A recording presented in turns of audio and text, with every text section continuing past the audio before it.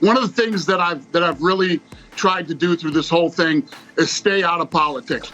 Oh, is that so, Dana? Moments before this, you know, the mayor, Mayor Curry in Jacksonville, opened the doors to us, and obviously Governor DeSantis was incredible.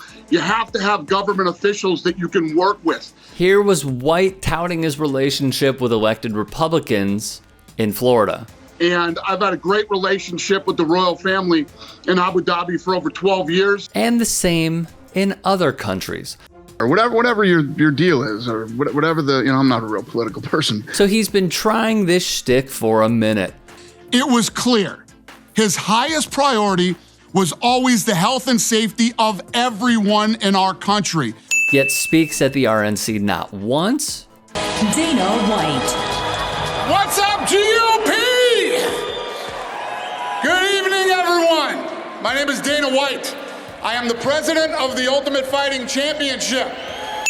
But twice in the span of 4 years. As the prez of a sports league, saying you are keeping politics out of sports while talking politics on one of the largest right-wing shows in America is like saying you're being censored while speaking on the House floor as your message is broadcasted on CBS, ABC, NBC, and Fox simultaneously.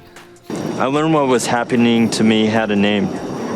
It was called being canceled. Or it's like saying you're being canceled while speaking at the freaking Republican National Convention. Dana White stays back and runs it. After all, here's White speaking at a rally for the 45th president, Donald Trump. There's a lot of people to thank, but let me start with Governor DeSantis. I'm going to turn it over to Governor DeSantis. Thank you, Dana. I told Dana, I said, you come to Florida, we will make it happen. But yes, keeping politics out of sports means omitting Florida's MAGA Governor Ron DeSantis from speaking at UFC 261. Keeping politics out of sports, Dana, maybe don't invite the sitting president of the United States as your guest of honor to a UFC event. And in typical Dana fashion, kissing the tuchus of fascists by running pro-authoritarian pieces on them is always in play. Yeah, since the guy has become president, I've been to the White House 4 times for dinner. A sports league president at the White House for dinner, you say? Quite political. White told Hannity throughout this pandemic, when you turned on the UFC, we never talked about COVID. We never talked about politics, which I find interesting. Back in March of 2020, White had to make it known who he was coordinating with to put on UFC events, that being President Donald Trump and Vice President Mike Pence. He said they told him, be cautious, be careful, but live your life and stop panicking. He said this on ESPN.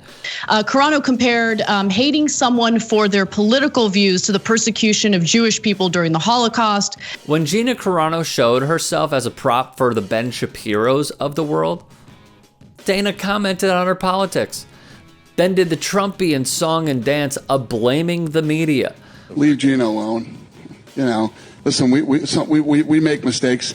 We all make mistakes, you know, for everybody to go in on her. I love how Ariel Helwani made it all about him. It was all about him. Such a douche. This saga is a good illustration of just who White is. He's not someone making smart business decisions for the UFC, and he's not someone acting like a reasonable head of a credible professional sports league.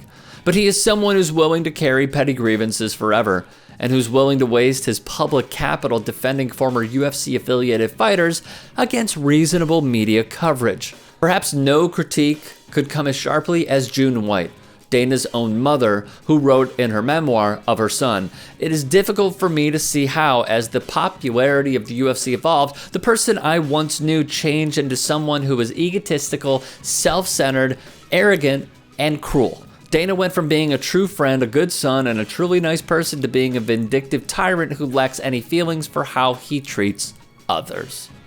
If you'd like to hear more thought-provoking content like TYT Sports on Facebook and to help in my journey to keep media independent, go to tyt.com/Rick. If you'd like to hear more thought-provoking content like TYT Sports on Facebook and to help in my journey to keep media independent, go to tyt.com/Rick.